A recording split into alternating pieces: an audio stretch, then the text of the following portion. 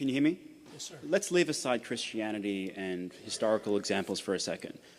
All night you guys have been grappling with issues like morality and, what is right, what is wrong, and meaning.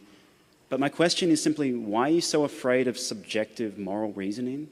I mean, do you think that we're all just going to start raping and pillaging just because we don't have a book to tell us what to do?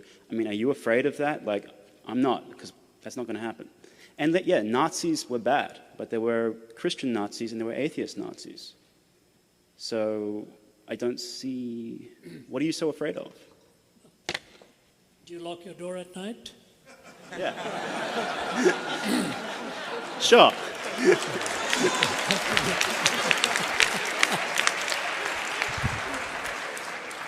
I hear what you're saying. Sounds very cavalier, though. My goodness. If we weren't afraid of all of this, we would not be in a national debt. The billions... China is secular. Sorry? China is secular. Sorry? China is secular. That's right.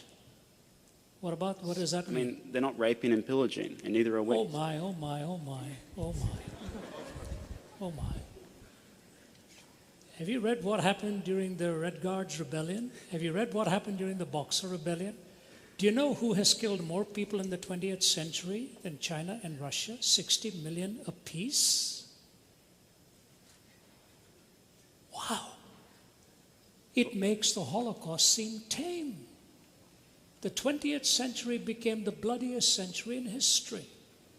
And the reason it became the bloodiest century in history, I can see, is you could just see the weapons of our warfare were piling up and there was no guiding principle to take us anywhere. Now, in a perfect world, yes, we don't need to be afraid.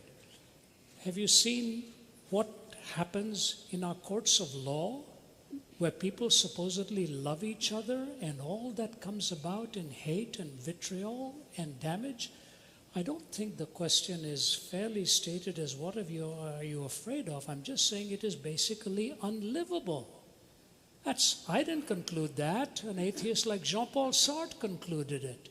We killed more people in the 20th century than the previous 19 put together.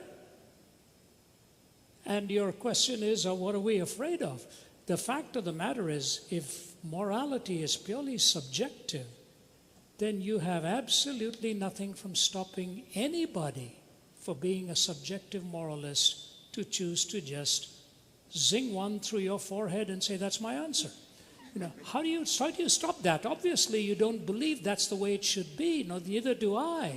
So it's not a case of what am I afraid of. It's a case of the fact that if you're willing to say to me that moral reasoning can be purely subjective, I just say to you, look out, you ain't seen nothing yet if everybody believed what you did. Do you know, funny, interesting, when I was in the Soviet Union, former Soviet Union, Stalin eliminated 15 million of his own people. 15 million of his own people. And at the Center for Geopolitical Strategy, they didn't want to even name his name and so on. His daughter, Svetlana, made the comment. It is quoted both by Malcolm Muggeridge in his writings and by historian Paul Johnson in Modern Times.